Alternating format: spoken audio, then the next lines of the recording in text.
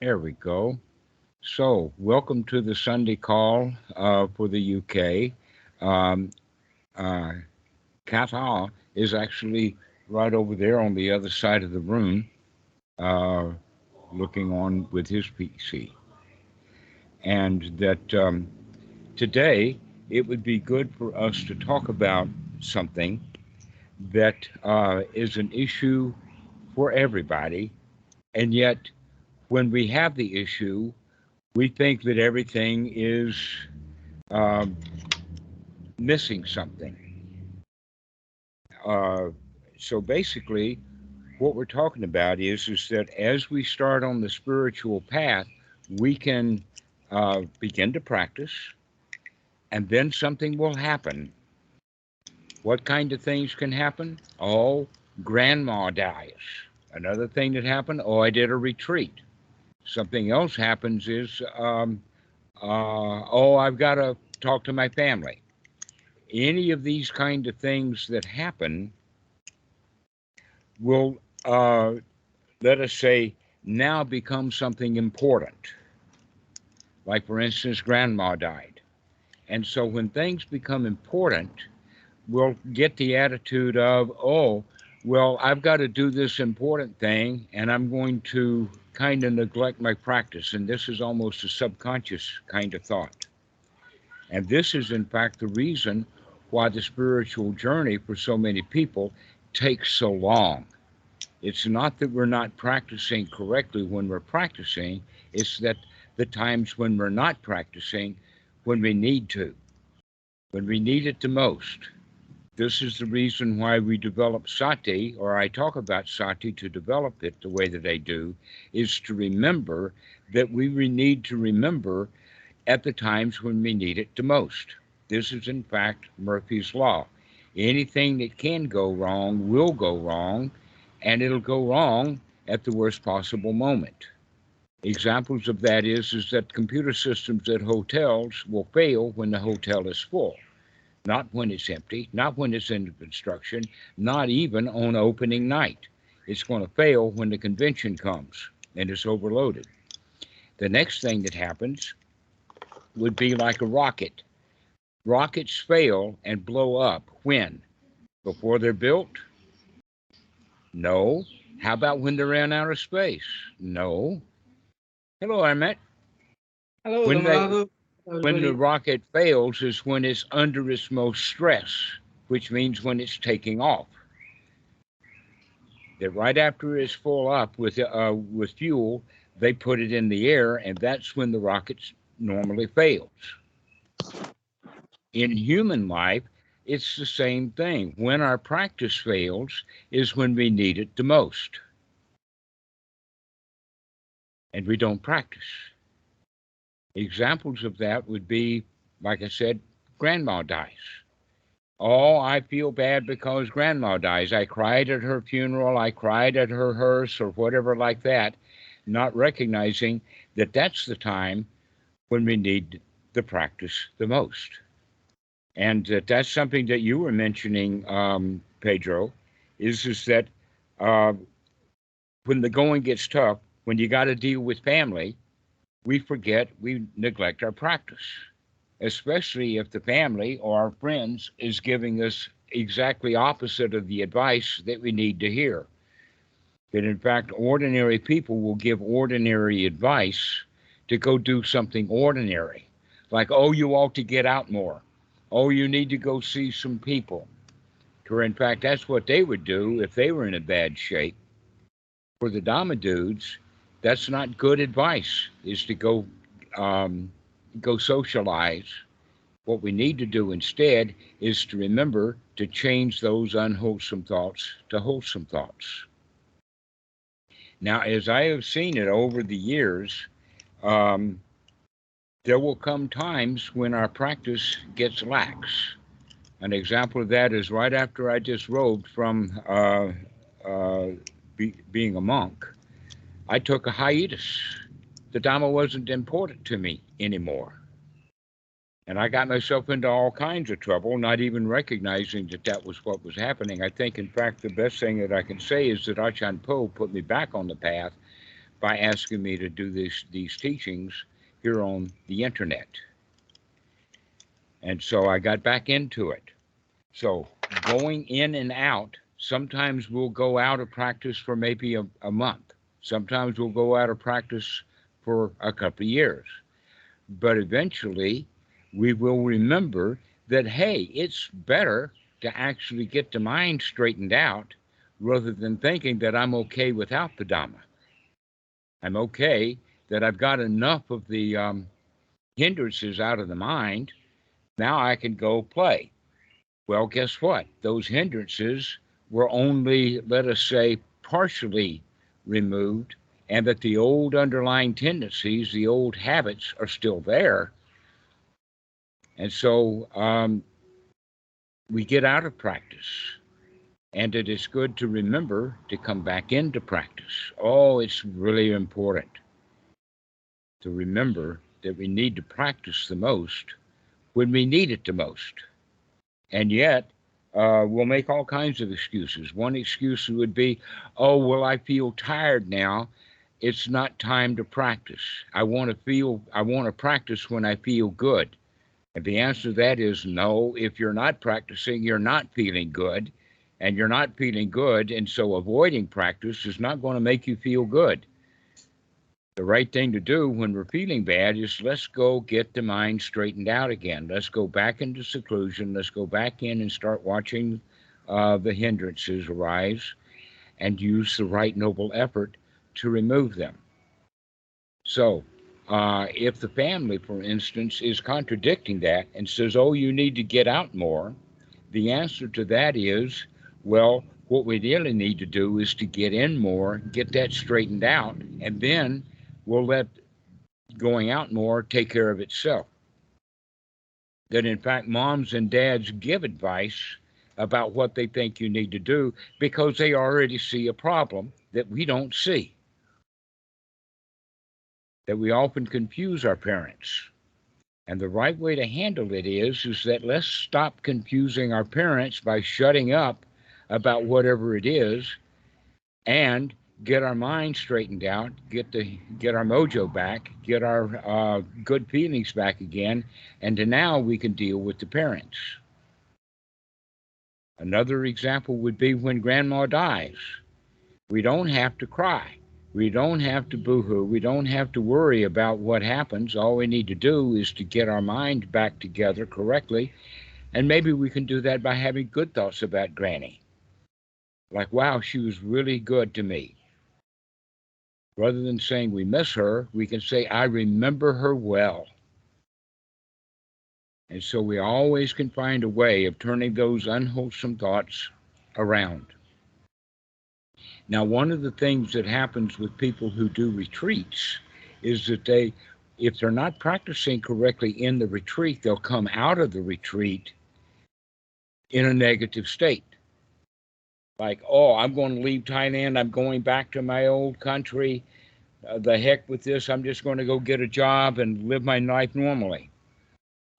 So the example for that would be there's a drawing that I know, and that drawing has a pasture that's got a fencing that cross one another so that there's four quadrants. So let us say the northeast, the northwest, the southeast, and the southwest. So there's cows there, 4 cows. Each cow is in one of the 4 quadrants. But the cows are not eating the grass in their own quadrant. They stick their head under the fence and eat the grass of the cow next to them. So the cow in the southwest quadrant is eating the grass in the northeast, in the southeast corner.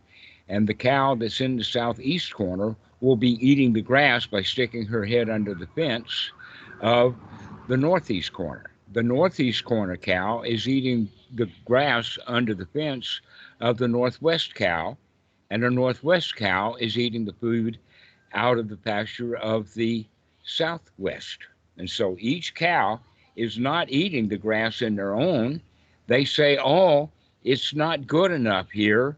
The food is always going to be better someplace else. Think about that in the sense that whatever we are, if we're in negative thoughts, one of the negative thoughts would be, oh, I would feel better if I went to this place or if I did that. Those are the kind of unwholesome thoughts that we have on a regular basis. And the answer to that is remembering to practice, to come back to the practice and get our heads back together so that we're not in unwholesome thoughts. And then we're not trying to get the grass from the greener pasture. You've heard that phrase, is the grass is always greener on the other side. So the example would be that and this happened to me, happens to everybody. I had a job in the United States, didn't like it, didn't like my life, didn't like my career, wanted help. I could see that I was in suffering. That's why I got into psychology in the first place. And then from psychology, I got into meditation with Muktananda, and up and behold, I moved all the way to India. Now, when I was in India, I didn't want to be in India. I wanted to be back in the United States.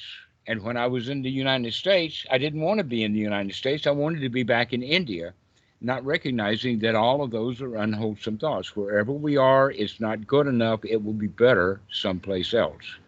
It'll be better if I change the conditions. And really, what we need to do is change the conditions of the mind. So I've seen students who come and do meditation retreats in Thailand, and what they want to do now is get out of Thailand and go back to their old country, not remembering that the reason that they left the old country and came to Thailand was because the old country has dukkha there. The dukkha, I could see it. But I can't see that dukkha now while I'm in Thailand because now I can only see the dukkha in Thailand. So one of the things that I would recommend to students would be, if you're in this country, don't think about going to that country. If you're in the US, you don't have to go to Thailand.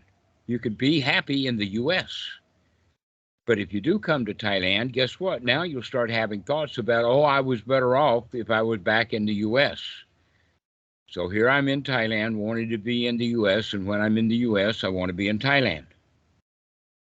And we're always looking for something on the outside, like family or surroundings or retreat centers or dead grannies or any of that kind of stuff, is the reason why we feel bad, rather than recognizing that, oh, we feel bad because we're in the habit of feeling bad, and look how many different ways I can find to feel bad, thinking that if I go do this or go do that, I won't feel so bad. And the really important point is that no, when you see that you're feeling bad, do something about it right now. Get away from those people, whoever they are, come into a state of seclusion, sit down, and get your mind back together again. Carl, you had a question. Yeah, I wanted to ask, so would we consider the, for example, seeing I'm in this country, I'm not liking being in this country, then I move to other country, isn't that just the cycle? Isn't that just a cycle of like the same cycle of dukkha? You're just like going round and round and round and round, isn't it? Yes, exactly so. And it's funny is that everybody but us can see us in that cycle. That the family can see when I'm in an unwholesome state, but they'll recommend unwholesome things to do to come out of the unwholesome state.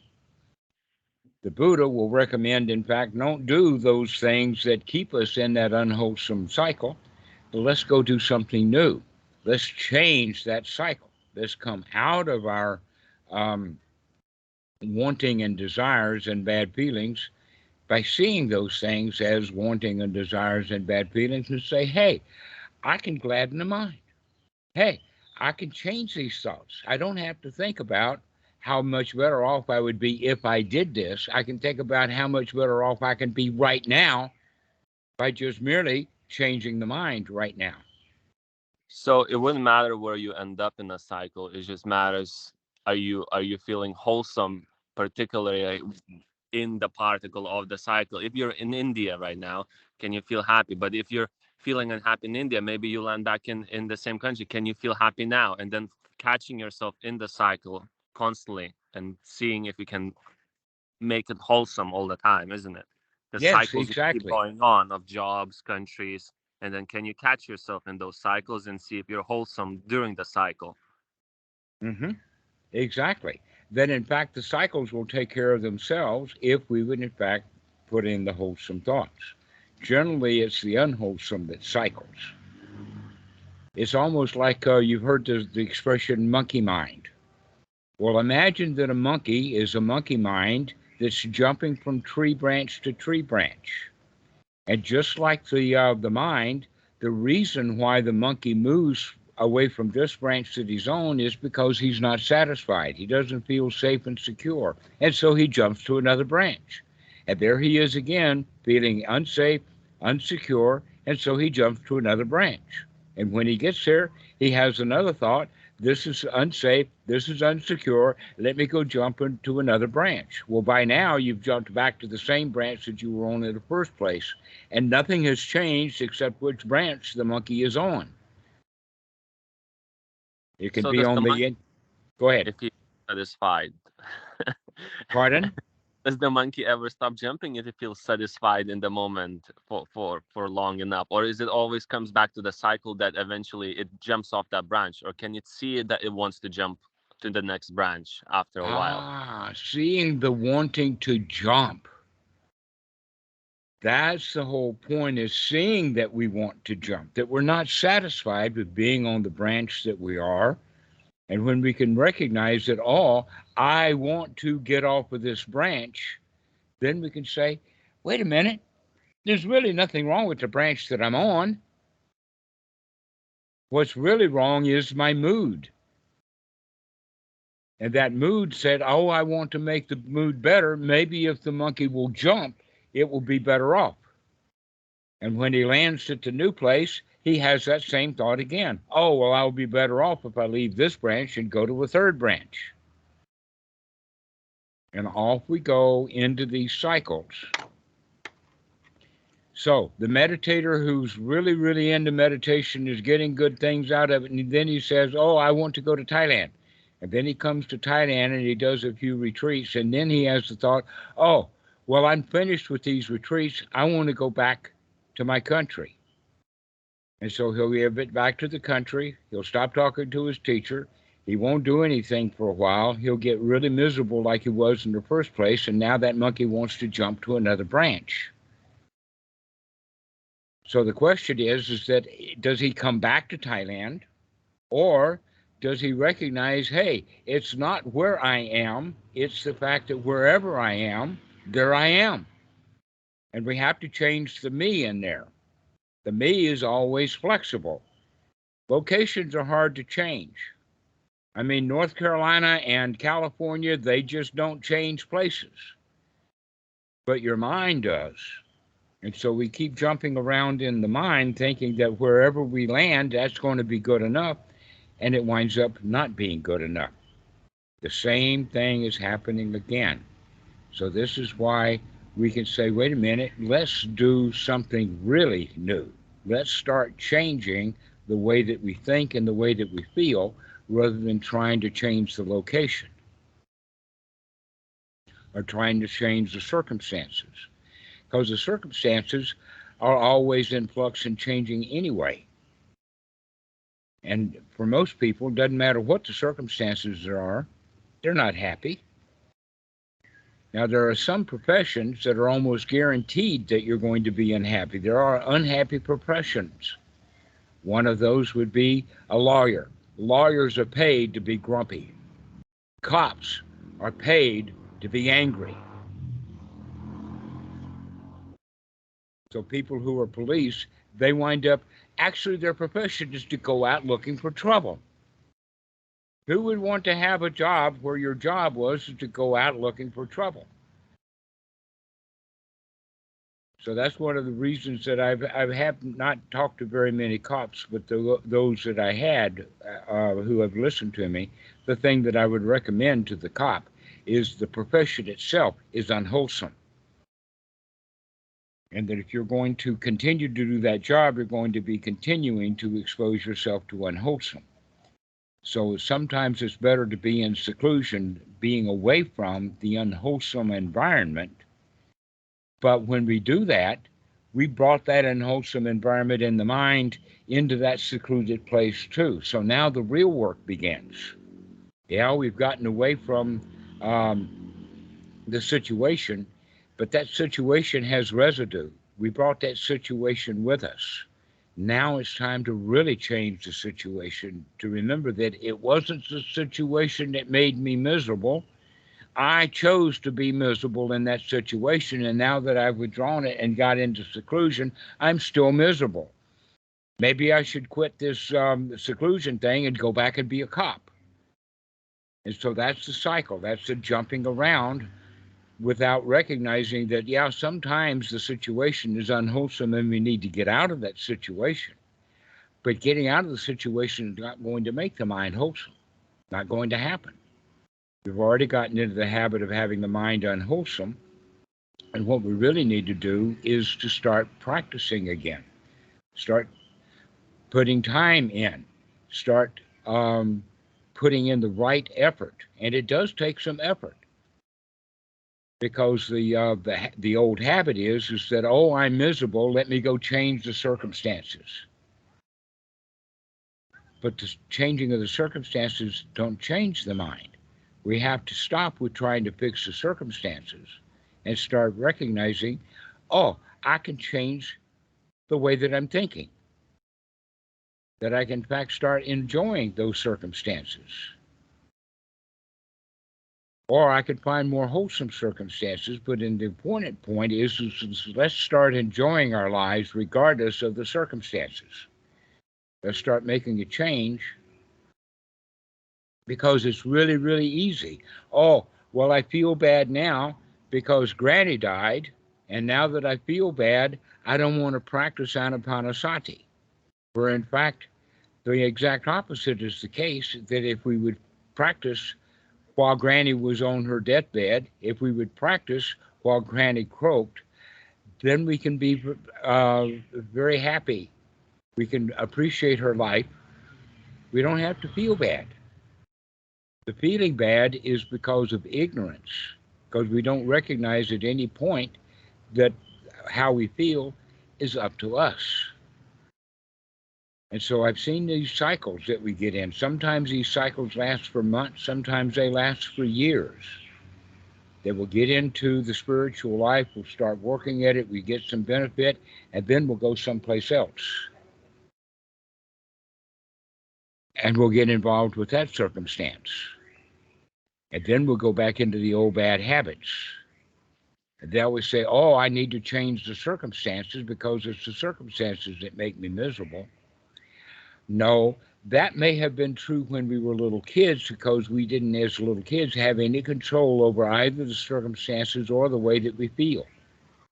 But as adults, we have the wisdom to recognize that it's not the circumstances that are making me feel miserable, it's an old habit that's making me miserable tonight because I've been in that situation before and felt that way before. It's just a matter of a habit. So the remembering, how do you feel right now? To remember, to look, what kind of thoughts are we having? This is the way that we practice. And we have to continue to do that because if we stop doing it, it's going to be quite natural for us to go back in to the old habits again. It's almost like gravity. The gravity is always there. When I mean by grave, like somebody got died and they dug a grave and put the body in it. So grave and gravity, that's the same word that means that we're always being pulled down. We're still being pulled down back into our old habits. And the only way out of that is to lighten up, to come out of that, to stop wanting to be better by changing the circumstances and start recognizing that the circumstances didn't make me feel bad, so changing the circumstances is not going to make me feel good. What is going to make me feel good is to remember to practice feeling good, to remember to practice to gladden the mind, to say, oh, I can come out of this. I don't have to stay stuck in this. So, Carl, you got a question? I just wanted to share that I noticed with myself, like with bigger events, as you portray, saying like granny died, you lost their jobs. For me, it's easier to see that I need to practice now because this is a big event. But there's smaller events happening throughout the day that we don't see when we need to gladden the mind. There's these subtleties that we turned into habits. Those are the things that indicate and leads us into not practicing a bit more of the time than bigger events, almost feels like, for me. I don't know how is it for Mhm. somebody else, but for me it's like the smaller events add up throughout the day that lead me not practicing in the end. It's not a big event like I'm noticing, oh, granny died, I'm not practicing anymore. Actually, I'm gonna practice if granny died because it reminds me of Dhamma. This is the one I'm preparing for. This is the show, as you say, you know. Mhm. Right. So if Dad got sick, Granny died, then in fact, in the past year or so, as I remember back, we've had to deal with Granny dying, Dad dying, Dad getting sick in the sense of having a stroke. Uh, the guy wants a girlfriend. The guy has to deal with the girlfriend he's got. The guy has to deal with losing the girlfriend. Look at how many different opportunities do we have to feel bad. We lose our job, as the one Carl mentioned. And there's actually kind of no end to the various ways that we can feel bad. And there's not very many ways to feel good. That almost all of the ways that we would think of that would feel good wind up making us feel bad, basically because we're in a state of desire. If we're feeling bad, we want to feel good. Therefore, we want to go change the circumstances. Well, we change the circumstances and we still don't feel good. We still want. Want, want, want, want, want. That's the whole trick of it is that we recognize that we feel bad and we want to feel better. Rather than the way that the Buddha recommends is as soon as you recognize that you feel bad, instead of wanting to feel better, you just do. You just say, hey, I'm tired of feeling bad. Let me start feeling good. Hey, this is okay. I don't have to want anything. I can just sit here and everything is all right. So it's basically that the monkey that jumps from limb to limb is being driven by wanting. He either wants to get out of where he is or he wants to get someplace. When can we come to the point of saying what's happening right now is good enough? What's happening right now is good enough. If right now is good enough in Thailand, then I don't have to want to go to the United States to feel better. I can feel better right here, right now. That's the whole teaching of the Buddha. It's a very simple practice, but it is hard for us to put it into practice because of all of the various ways that we have been told our whole lives about how to get out of our bad feelings, is basically by changing the circumstances. So if I want mocha and I'm served coffee, does that mean that I have to feel bad? Well, generally, yes, I wanted mocha and now I've got coffee. Instead of saying, oh, I've got coffee, that's good enough. I'm satisfied with what I've got. But back to that question about the four cows and the four quadrants, all four of the cows were disappointed with the grass that they've got. But somebody else who's dissatisfied with what he's got would be very happy if he had what you had until he gets what you have, and he's still not happy. Amazing like that, isn't it? We're always thinking the grass is greener on the other side. That's the unwholesome point. Rather than recognizing this grass is good enough. This is it.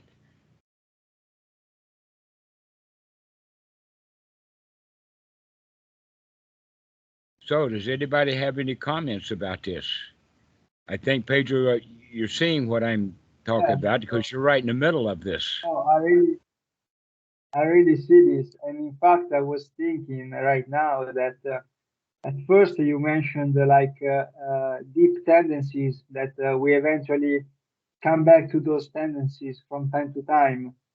And in fact, it is what happens to me, particularly when I'm doing like a good job with the practice, and I feel legitimate to like be happy with what there is. Sometimes it comes like this big this kind of hit of I would say opposite Shakti, which is like I don't know, like I'm happy the way it is. I'm very satisfied. Then I have the opposite Shakti, like not good Shakti, but the opposite, like the old thing that from some point of view, like I'm happy the way it is because I'm a loser and I should try to change circumstances. So I'm like the opposite kick that is probably some kind of tendency that comes up while I'm practicing, and so I have to get back on track and go deeper the time after time. Yes, I appreciate what you're saying, that we do it that way. We want things to be better, but it's the things that we want to be better to where in fact it's our attitude about the things that need to be changed, not the things. We think that things would be better if we would change the things. And in fact, the changing of the things are not going to make us feel better. It's changing our attitude about everything. That's where the real change comes from, is our attitude. Everything is already okay. Everything is already fine. If we can remember to remind ourselves of that, that we really don't need anything. What we really need, if there's anything to be needing, is to stop needing stuff. That's what we really need. We need to stop needing stuff and be satisfied with what we do have. So think about it. What is the things that you actually need? There's some basic things like you need the air. You need to breathe if you're going to stay alive. But people who are in the last moments of life when they're about to die, they don't need to breathe anymore. In fact, the only thing that they can do is stop breathing and then die. But until we are ready to die, we need to breathe. So that's the first one. That's the one that's the most important. Being alive is nice. It's really great. Being dead is also nice. It's really great. It depends upon your attitude about it. Or you can say life sucks and I don't like it, but I don't want to die. That's even worse. And so that's the cycle that most people are stuck in, is a set of bad choices. And if we change our attitude, now we can always have good choices to make because we've got the right attitude.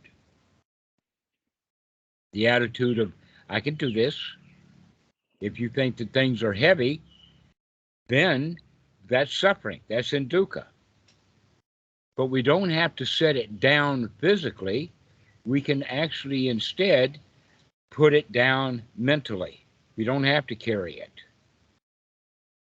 So the things that we actually need would be like air. Over time, food, water, rest. But in fact, the Buddha talks about 4 requisites. These are requirements. These are the needs. We do need shelter. We do need protection from the cold and the heat and the sun. We also have to have adequate food, adequate clothing, and adequate medical attention. All of those can be very, very small. That step of what's actually required is kind of low. That in fact, anybody who's got any job in the West has, for their work, far more money than what they actually need. And so they frivolously waste all of the rest of the money rather than staying with just what we need. If we can stay with just what we need and get that easily and happily, Now, the rest of our life is completely free of needs. We don't need anything. We've already got everything we need. I need to breathe. Let's take a breath. I need a drink of water. Let's take a sip. I need rest. Let me rest. And that's all the basic needs there are. But look at how we use that word need. I need a girlfriend. I need a job. I need a mansion. I need a Lamborghini. I need a Maserati. I need to fly. I need to win that argument. And so we use the word need in a way that actually keeps us in a state of dukkha. If we can remember, I don't need much. That's where the strength comes in, is because we don't need. Weakness comes from being in a state of need, wanting things. So think about it. What is it, Pedro, that you actually need?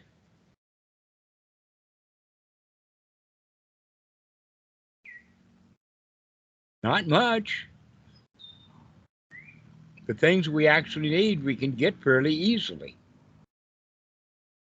Carl, how about you? What do you need? Not much, but I was gonna add. Piero mentioned loser, like you feel like a loser, and then you, Dhammarato, you used a good example of like I wanted a mocha, but then I got a coffee. Yesterday, I saw this older lady like who's turning 100, saying all her friends are miserable because when they go to the restaurant, the food is bad and they complain about the food. But she says, "Oh, the food is bad. I'm just gonna order an extra dessert." So you turn your mentality into a winning mentality. It's Mm-hmm. not essentially that you feel like a loser, but you take the circumstances with a new attitude. As you said, you can change your attitude, and then you're gonna change the circumstances because your attitude is good. Food is bad. I'll get extra dessert. So we can Mm-hmm. apply this to meditation as well. That's what I just wanted to kind of add. But you don't need much. No, just a good attitude. Right. That's what we really need in life, is to have a good positive attitude about not needing much. I need to not need stuff. That's what I really need. I need to appreciate I've got everything I need. And back in the 1950s, there was a movie, and I think it was also a stage play, and the name of it was All the Best Things in Life Are Free. Everything that you really need is actually free, easily available. The things that we don't need are expensive. And the expense is the delusion that we think we need them, that we want it, that we'd be better off if we had that Lamborghini or that mansion or that uh, 10 girl. What do they call them? Trophy wives, right. I have to have a beautiful woman. That's what I need. And that's going to get us into a lot of trouble, because beautiful women, they need handsome men. Not a man, men. And so if we could stop needing stuff, then we have the chance of being okay. Yes, Pedro, you got your hand up.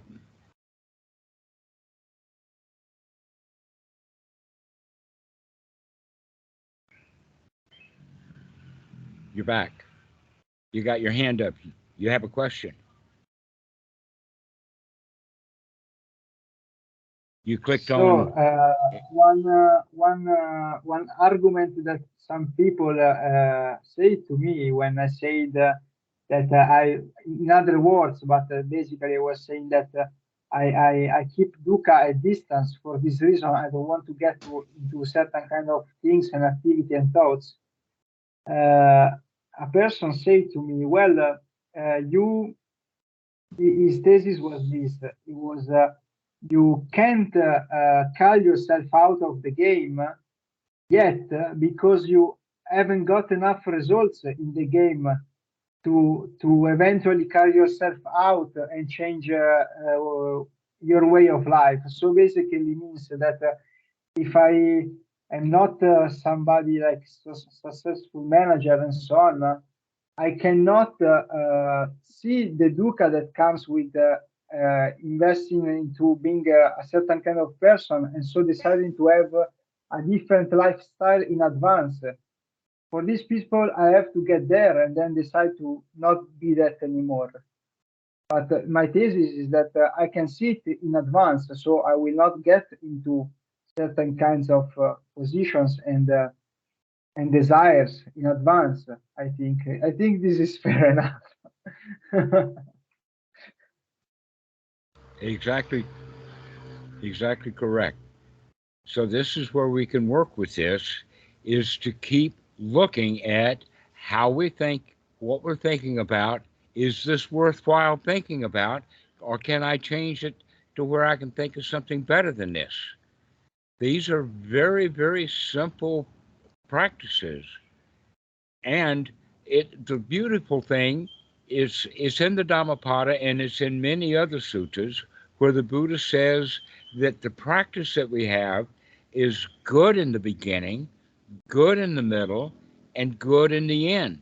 But there's also some gaps in there, that it's good in the beginning and then we quit practice. And now things get bad again and we come back and we practice, and now we're in the middle.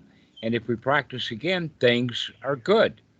And then if we stop practice, then things will go back to the ordinary, and we need to come back and start practicing again.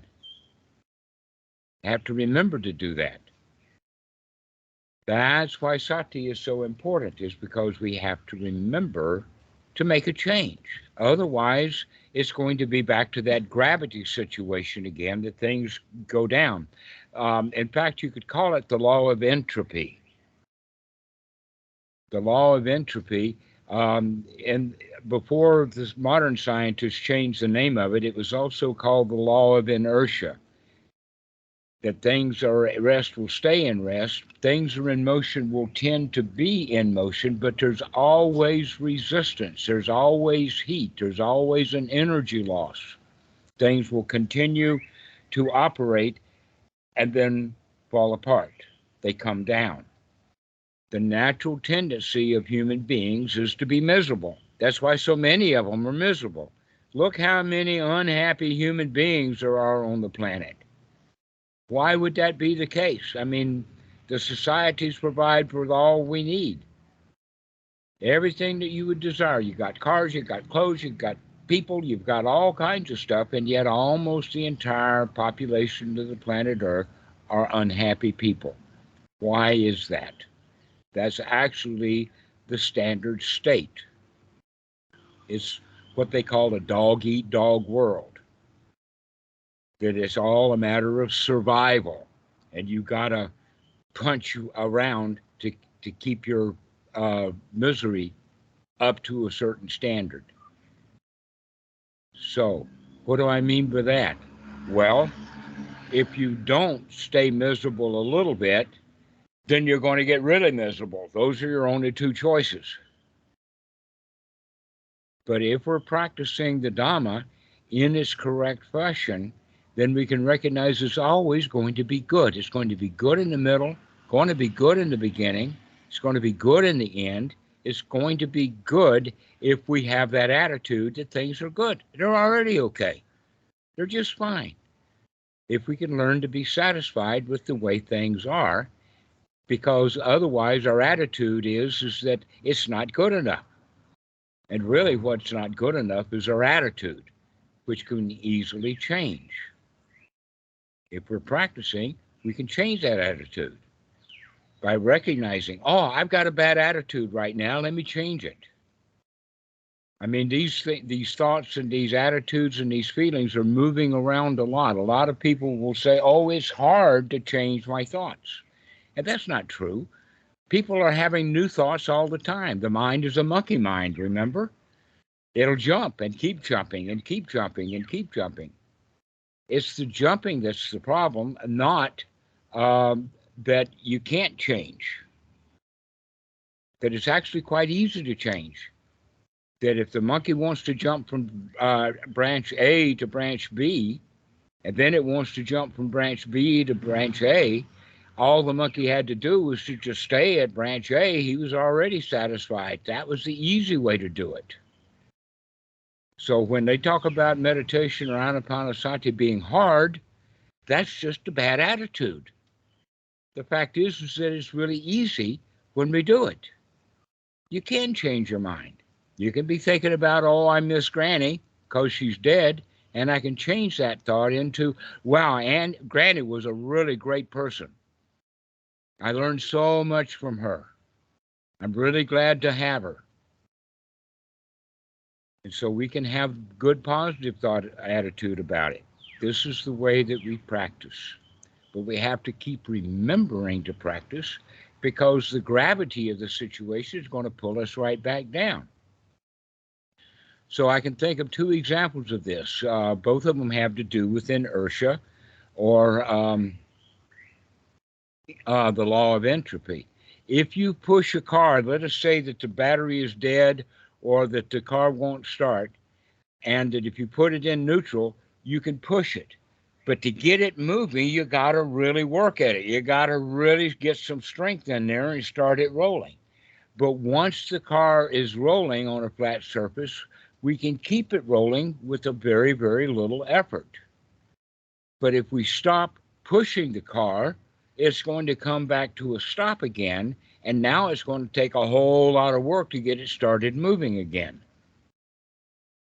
That's because of gravity. The next point would be, let us say you have a girl or a daughter who wants to swing. And getting the swing moving, Dad will push the swing, and it takes effort to get the swing going.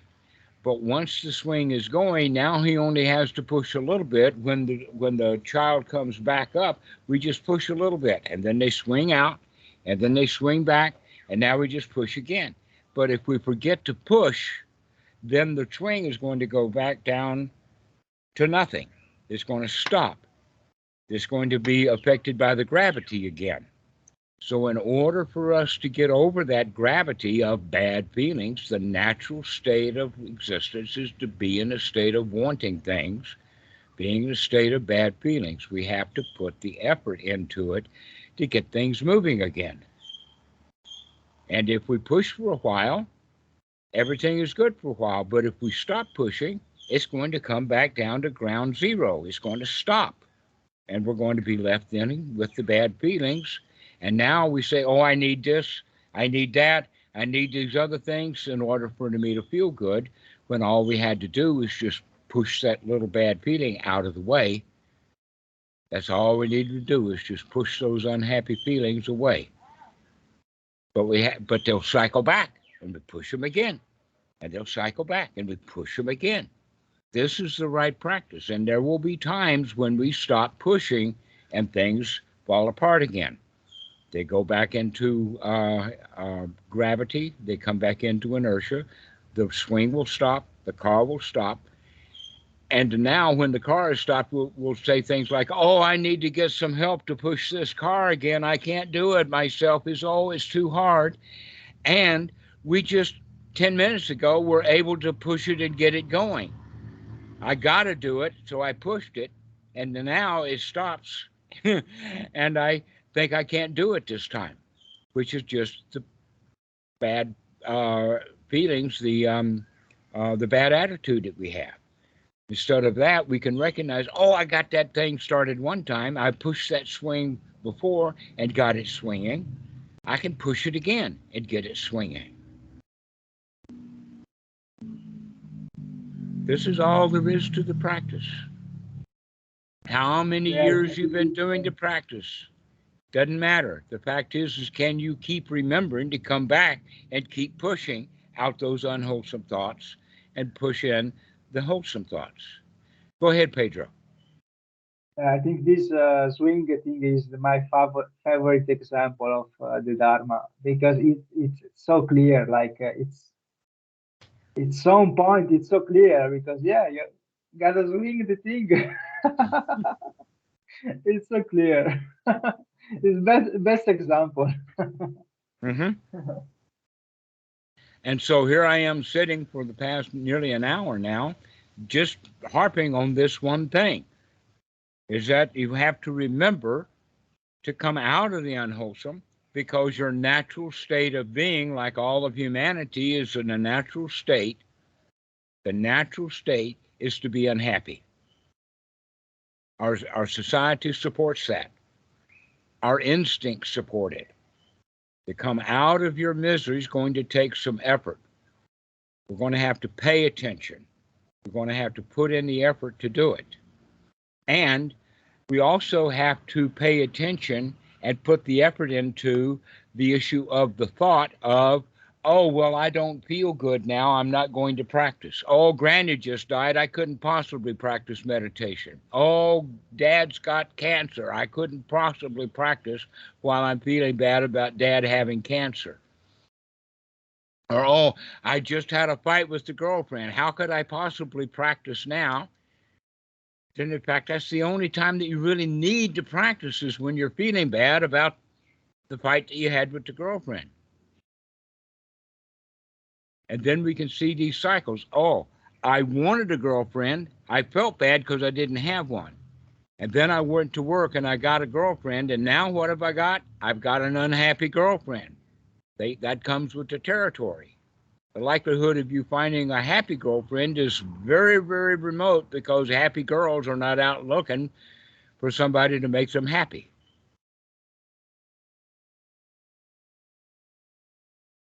But most of the girls are miserable anyway, and so they're out looking for a guy to make them happy. And the guy comes along and he's looking for a girl to make him happy. So you've got two unhappy people wanting the other one to make them happy. Doesn't work very well, does it? But if we can understand that, to recognize that it's not the girl that's going to make me happy. Let me get very, very happy, and then I will be having too many girls who want me because they think I can make them happy. Well, guess what? I'm pretty good at making people happy, but I don't need a girlfriend.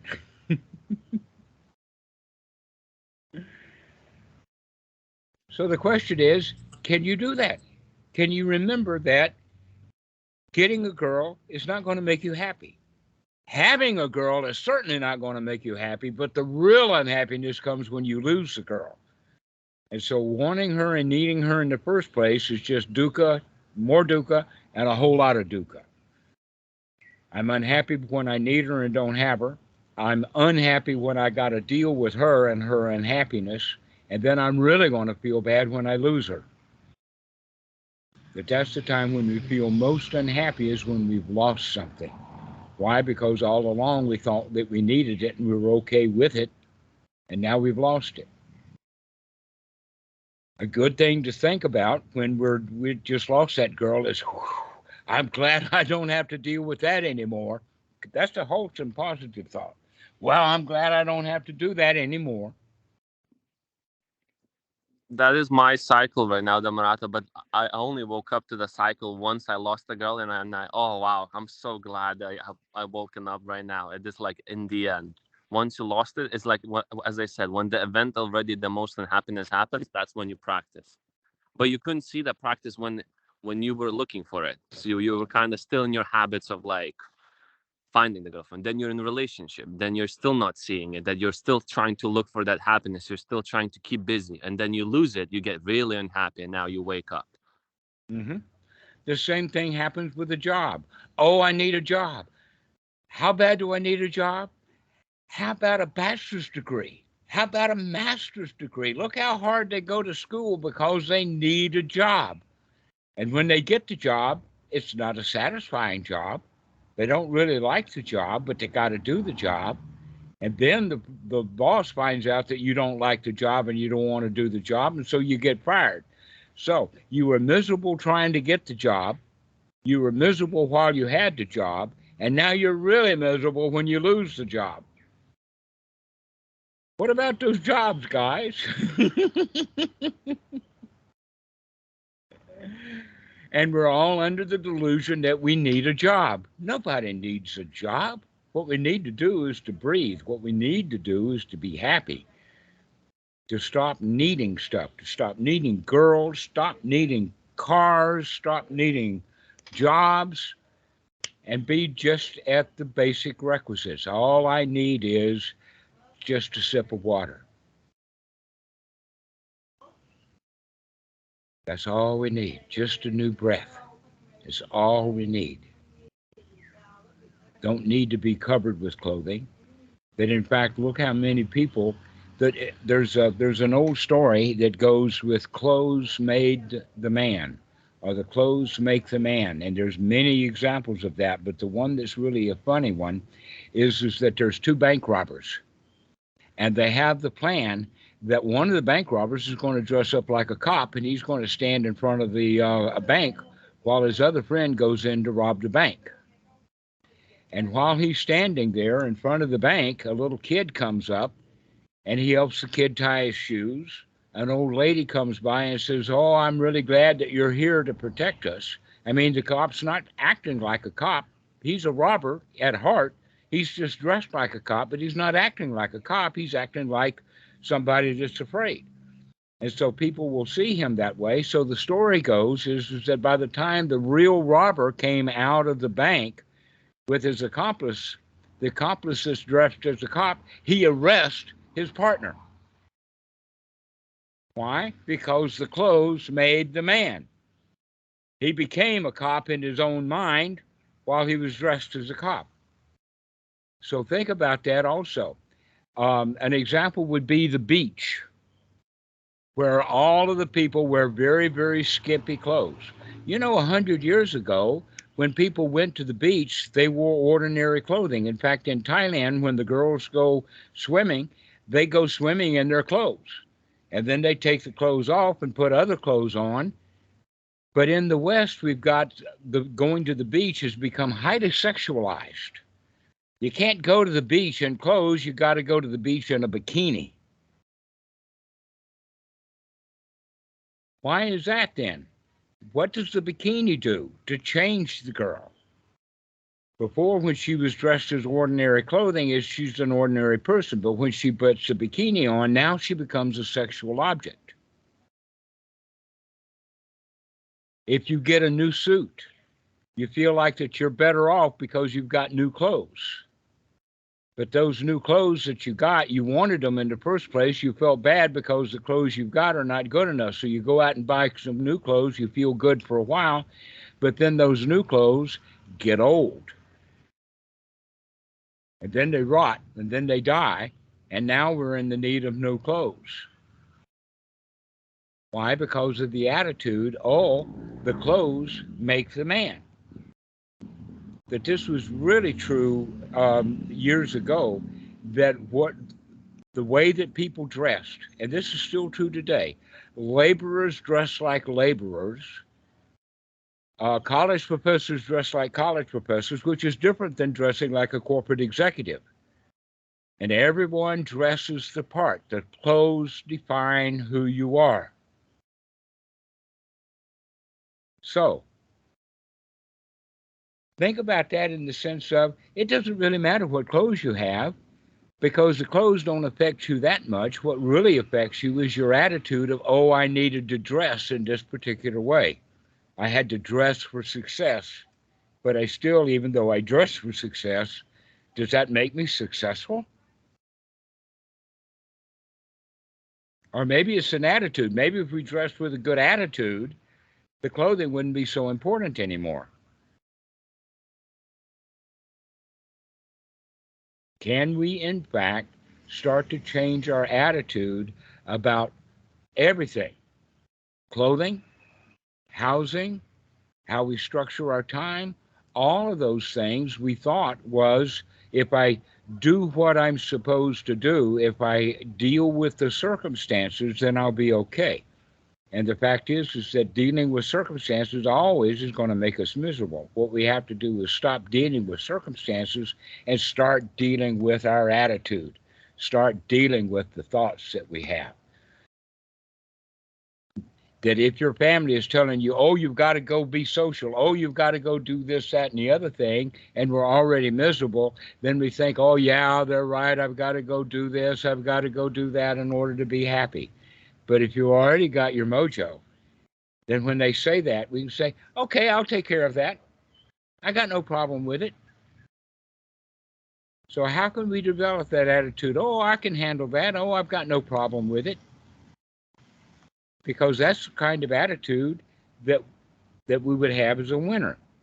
And it doesn't matter the clothing, doesn't matter the housing, doesn't matter the job, doesn't matter the girlfriend, doesn't matter about all the things that we thought was important, the clothing we wear, etc. None of that's really important. What's important is that we're satisfied with what we do have. And that takes practice because we grew up not being satisfied with what we've got. We got to go find it someplace else. So we're all one of those cows trying to eat the grass under the fence that's in the other pasture. We're not satisfied with our own pasture. So we have to remember, oh, I can be satisfied with what I've got. This is good enough. That in fact, we can feel really good about having everything that we need. That's in fact quite the amazing or the wow sensation that we can develop in the first jhana, is to recognize that, wow, we do have everything we need. Hot dog, I don't have to go do anything anymore. Hot dog, I don't have to go chase this and I don't have to chase that. I'm already okay, as a wholesome thought.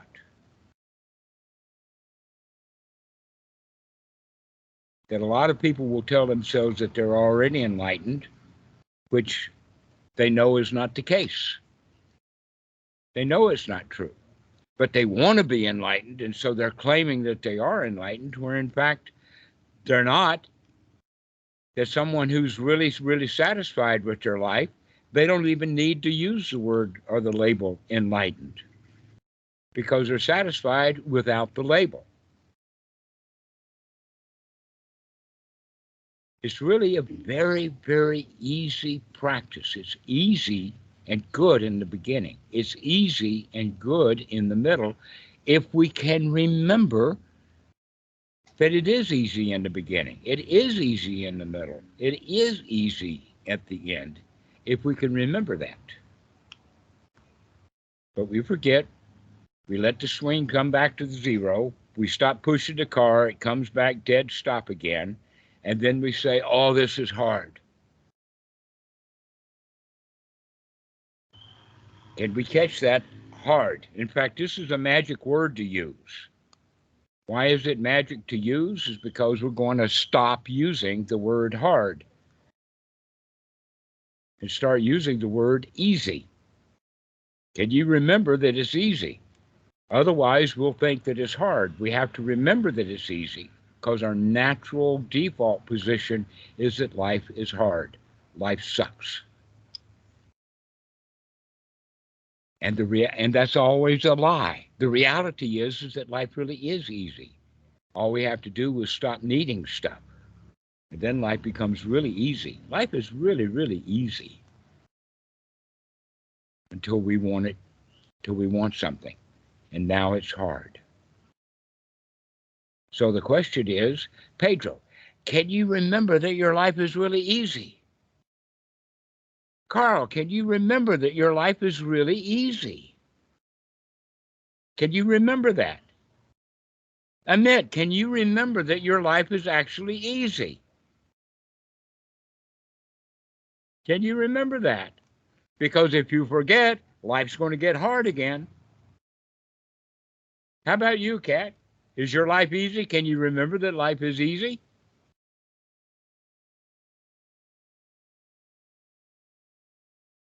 So in that regard, does anybody have any easy questions for me? I don't want any hard questions, just easy questions. Anybody got any easy questions? Like, can I remember that life is easy? Yeah, I can remember. I can remember that life is easy and I've got all I need. But if we don't remember that life is easy, it's automatically going to generate thoughts of, this is hard, that's hard. Meditation practice is hard. No, it's not. It's dead easy. All you have to do is remember that it's easy. I mean, what is it in meditation anyway? You're already just sitting there with nothing to do and no place to go in reality. What's so hard about that? The answer is what's hard about it is the thoughts that come up saying that this is hard. Because we don't remember that meditation is actually quite easy to do. There's nothing to it. The only thing to it is to remember that it's easy to do. It's not hard.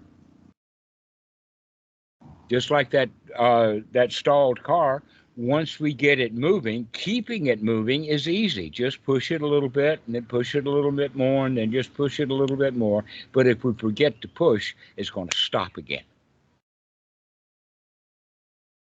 Can you remember to start pushing it again or keeping it going? This is the whole trick. Make it easy. When you remember that life is easy, it really is easy. And when we forget that life is easy, it gets hard. So start looking at the times you use or you think about the word hard. Take it out of your vocabulary. You don't need to use the word hard. Can you remember that, Pedro? Can you remember that things are not hard, that they're easy? How about you, Carl? Can you remember that things are easy, that they're not hard? The default is they're hard. The reality is they're easy.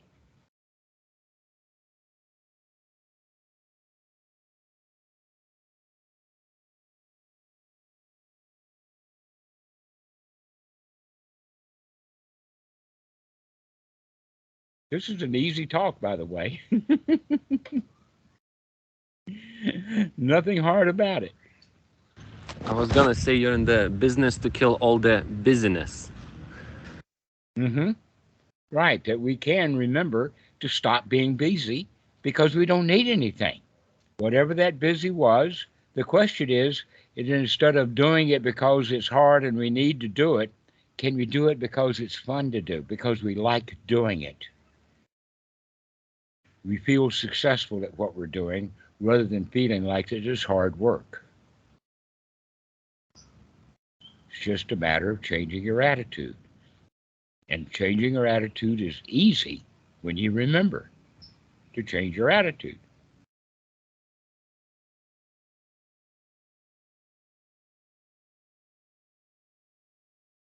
So does anybody have any last comments?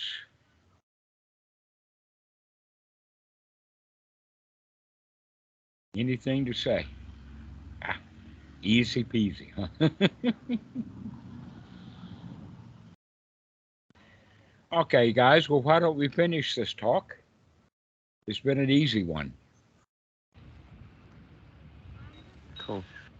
Cool. Take care, guys. Bye-bye. All right. All right. Thank We'll you, see you Dhamma. guys. See you guys. Bye. Interesting. Okay. Bye-bye.